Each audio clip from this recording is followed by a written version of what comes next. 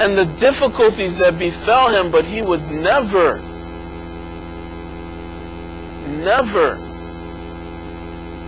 intentionally take his own life. So says, someone was saying, well, he put himself in that position and in harm's way. No, go back and pay attention to the historic accounts. Imam Hussein at every moment was saying, I don't want to start a war. I don't even want there to be a conflict of that magnitude.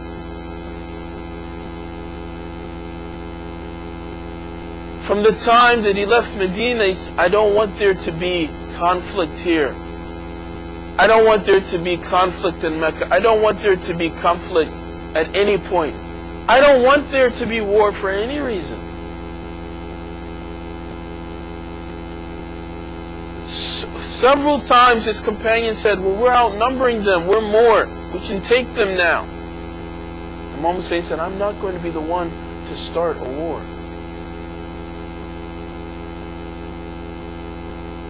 Was he throwing himself at the feet of death to call it suicide? He said, I don't want to start a war, and I will not start the war. And he did not start the war. Imam Hussein defended himself. But he never wanted it to come to that point where there was going to be that serious amount of confrontation and conflict, that it will come to that type of killing. He did not want it to come to that. Why so many times was Imam Hussein inviting the people who were on the other side, telling them, giving them an opportunity to come and join the right army? It says that he met with Umar ibn Sa'd to give it an opportunity. Think about what you're doing. This is why it says that whenever one of the members of the Ahlul Bayt, when they would go to battle, they would announce who they are.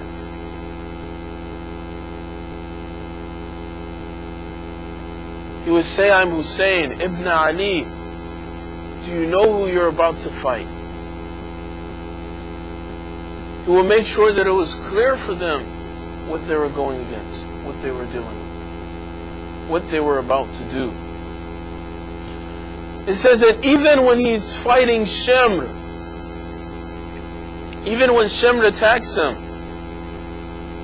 he tells him, don't have my blood on your hands.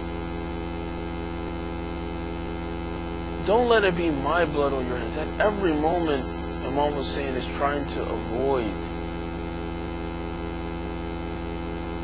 Can we call that suicide?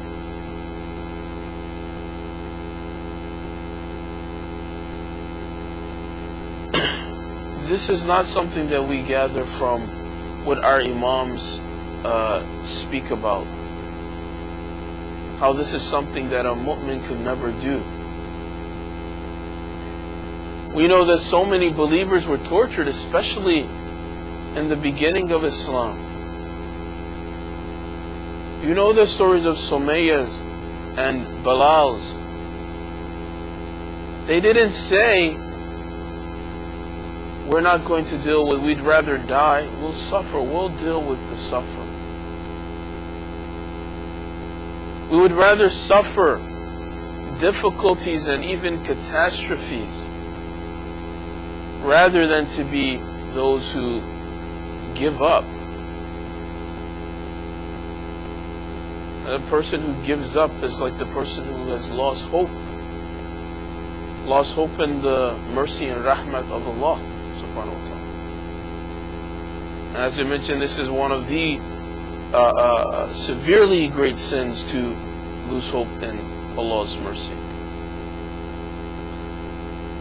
He went on to say that this is a physical, material loss that the Imam led a battle that would definitely lead to failure.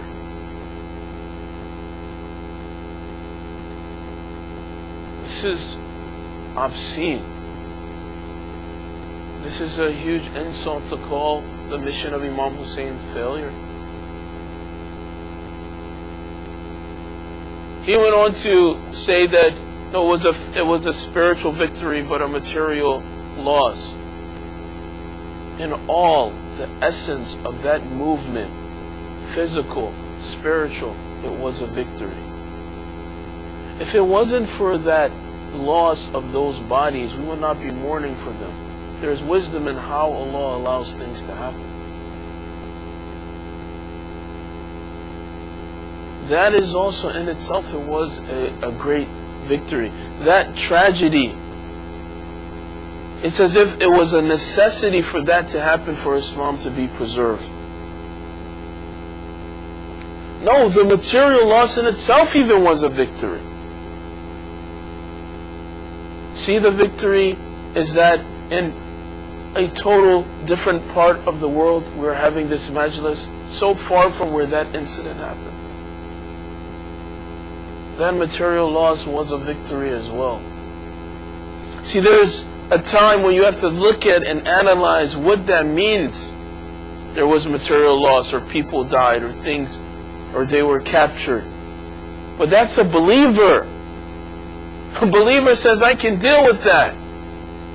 That's signs of what Iman is. We have to look at that and see, wow, that is what is Iman. That they never gave up at any moment.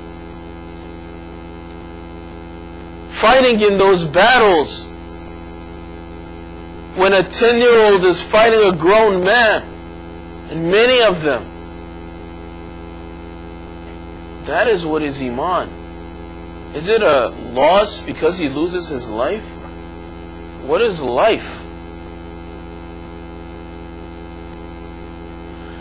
So it is a great victory.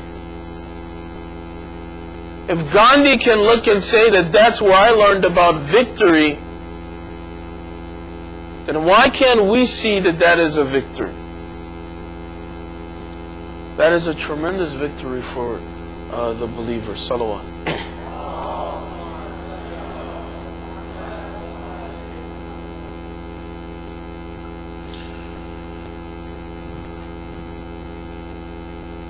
It says that he mentioned that don't think about this wording of the word suicide. Well, after it's mentioned, we have to think about it. We cannot ignore it after it's already been said. Oh, don't worry about the terminology. You can just say, can we just throw away around words like that and decide we're going to redefine them as we go along? Especially when people have an understanding of what that word means, and it's such a huge insult to the Ahlul Bayt and to believers everywhere. If we want to, he said specifically, if we change the translation to mean approaching death voluntarily. Well, if you're alive, you're approaching death voluntarily.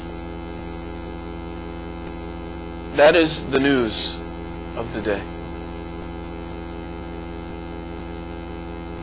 Guess what? We're all going to die at some point. And as long as we're here, then that's just the fact of the matter. So if we stay alive, then we're committing suicide because we're something that's a complete irrational argument.